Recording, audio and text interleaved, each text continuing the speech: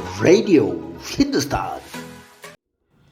वो कहते हैं कि दो बिल्लियों की लड़ाई में बंदर अपना फायदा सोचता है। यही हालात है रूस और यूक्रेन की आपसी फूट में फायदा उठाने वालों का, जो इस तनातनी को अंतरिक्ष तक इतनी जल्दी ले जाएंगी, यह किसी ने सोचा नहीं था।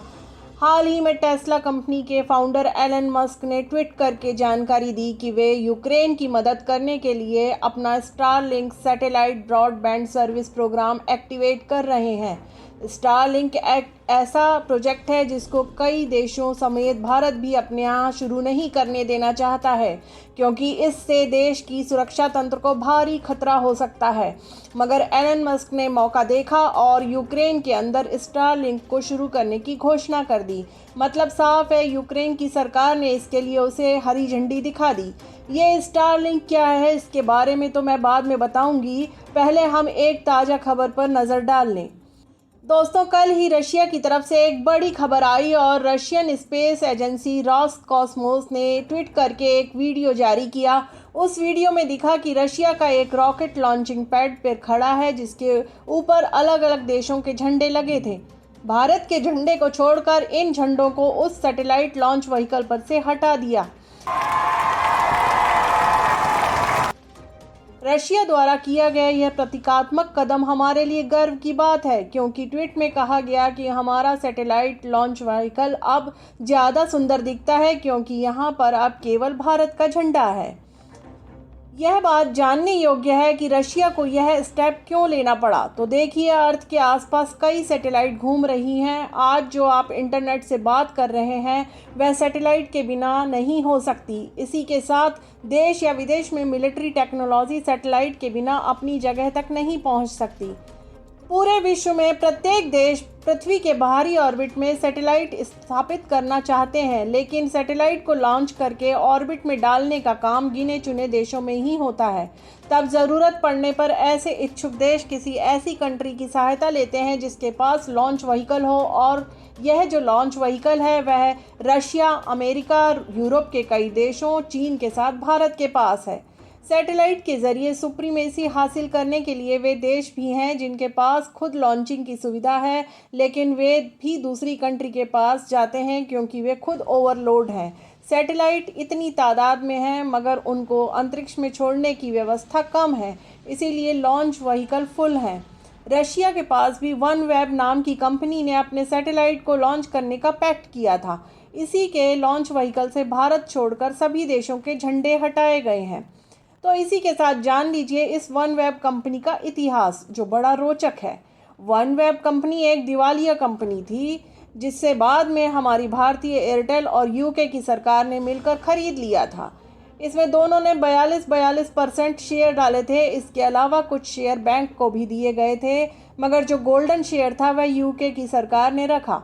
यानी कि मोटे तौर पर देखा जाए तो यूके की गवर्नमेंट ही इस OneWeb कंपनी की संचालक है। यही OneWeb कंपनी रशिया के लॉन्च व्हीकल से सैटेलाइट लॉन्च कर रही थी, लेकिन रशिया और यूक्रेन के बीच युद्ध भड़कने से अब समस्या आ गई। रशिया जानता है कि इसमें यूरोप उसके खिलाफ है, इसलिए उसने यह बात सबके सामने रखी कि सैटेलाइट तो हम लॉन्च कर देंगे, लेकिन हमें यह गारंटी चाहिए कि इस सैटेलाइट का यूज़ मिलिट्री पर्पस से नहीं होगा। बस अब यहाँ पर आकर सारी बात अटक गई।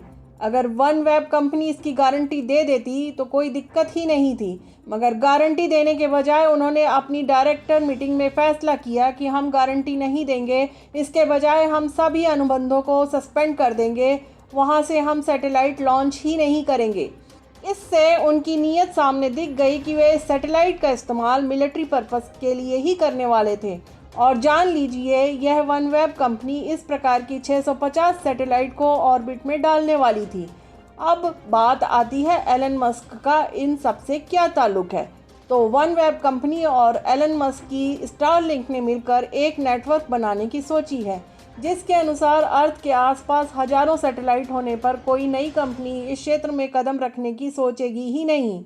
एलन मस्क ने भारत में भी स्टारलिंक सेवाओं को शुरू करने की बात कही थी।